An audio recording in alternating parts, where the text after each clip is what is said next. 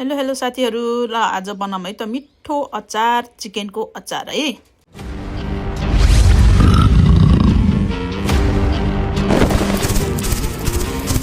नमस्ते नमस्ते।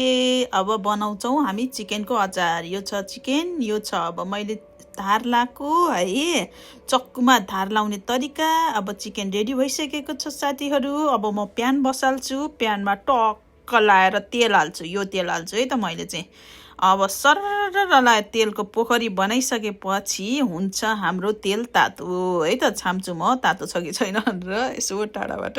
अब सर्र लाएर चिकन हाल्ने है त साथीहरू। मेरो यो फर्स्ट भिडियो हो, त्यही भएर सबैजनाले लाइक कमेन्ट गरेर सपोर्ट गर्नु होला। अब चिकनलाई यसरी छुट्याउनु पर्छ। त्यसपछि बनाम मसला अब आउँछ खुर्सानी, नुन है, सबै खुर्सानीहरू सबै थोकहरू राख्नु परिहाल्यो। त्यसपछि बेसार 2 चम्चा जति, त्यसपछि 2 थरी मसला छ मसँग।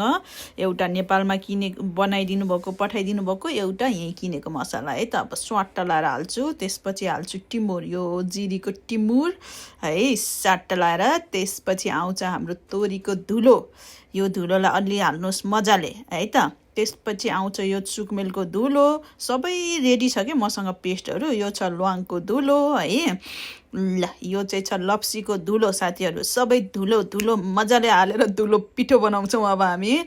अब आयो मेरो चिकन यस्तो रातो भएर। अब यसलाई छुट्याउनु त परिहाल्यो साथीहरू। यो त पुरै चक्का जाममा फसेछ नि त। अनि ल रेडी भयो भनेर मैले भनिसकेँ। अब खनाउँछु त्यही छोपेको थालमा मैले सबै चिकनलाई। त्यसपछि गर्नुपर्छ यसलाई म्यारिनेट है त। त्यसको लागि चाहियो हामीलाई सबै फ्राई स्पाइसहरू है। ल हेर्नुहोस्, अघिको सबैलाई हालेर मजाले त्यसलाई पौडी खेलाएर ग्यास चाहिँ बन्द गरिदिइ हाल्नुहोस् ल। धेरै गर्नु पर्दैन क्या, धेरै रातो बनाउनु पर्दैन नि त। मरमसला धुलो छ, छिटो भइहाल्छ। अब सर्र लाएर मैले त्यसले मोले पुन्युले। त्यसपछि अब मैले कागतीलाई बनाएँ धुलो पिठो, अनि मैले ग्लोभ्स लाएर सर्र लाएर अब मोल्छु। हेर्दै खाउँ खाउँ लाग्ने देखेको छैन त साथीहरू मेरो चिकन अचार। सर्रक्कै लाएर मोलेर है।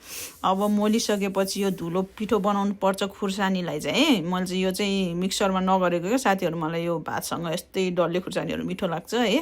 एउटा दुइटा होइन, 4-5वटालाई फुटाएँ मैले खुर्सानी। त्यसपछि मजाले मोलेँ। अब बट्टामा हालेँ। किन प्लास्टिकको बट्टामा टिफिनमा हालेको भन्दाखेरि चाहिँ यो चाहिँ खाइहाल्छौँ हामी है, धेरै दिन राख्दैनौँ। त्यही भएर कागती हालेको भएर यसमा चाहिँ अलिकति ढुसी लाग्ने सम्भावना नि हुन्छ भन्ने मैले थाहा पाएँ बाहिरी सूत्रबाट। त्यही भएर अब मैले रेडी बनाएर यसरी टिफिनमा राखेर बेलुका दन्काउनु पर्छ।